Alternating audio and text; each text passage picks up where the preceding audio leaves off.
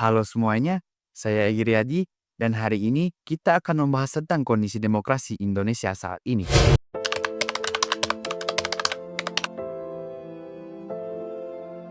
Demokrasi adalah bentuk pemerintahan dari rakyat, oleh rakyat, dan untuk rakyat. Tapi, seperti apa wajah demokrasi kita hari ini? Untuk menjawab pertanyaan itu, kita perlu melihat lebih dalam, bukan hanya dari kesan sehari-hari, tapi juga dari data dan fakta.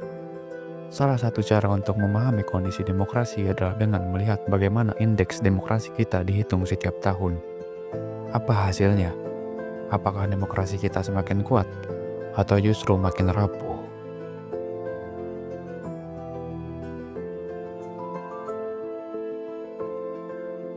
Menurut laporan Indeks Demokrasi Indonesia tahun 2024, skor kita adalah 6,44. Artinya, demokrasi kita berada dalam kategori sedang.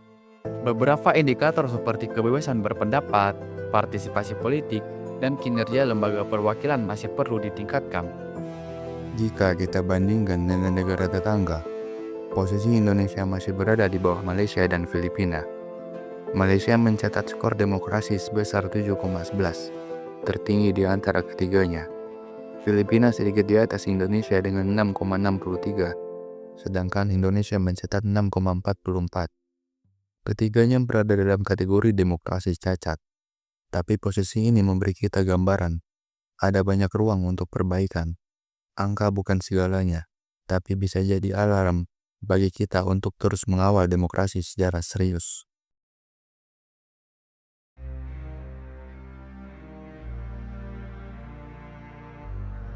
Namun, tantangan demokrasi kita tidak sedikit.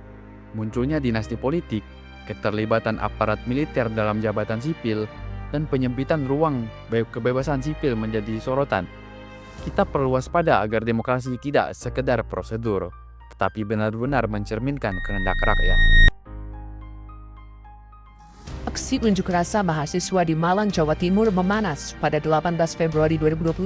Massa bahkan membakar banner bergambar Presiden Prabowo dan Wakil Presiden Gibran.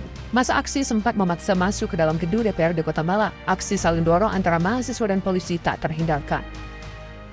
Meski banyak tantangan, kita tidak boleh pesimis. Anak muda punya peran penting dalam menjaga demokrasi, melalui media sosial, komunitas, atau partisipasi langsung dalam politik. Kita bisa menjadi agen perubahan. Demokrasi bukan hanya milik elit atau segelintir orang. Demokrasi adalah milik kita semua. Mari kita jaga bersama dengan partisipasi aktif, kritis, dan tanggung jawab.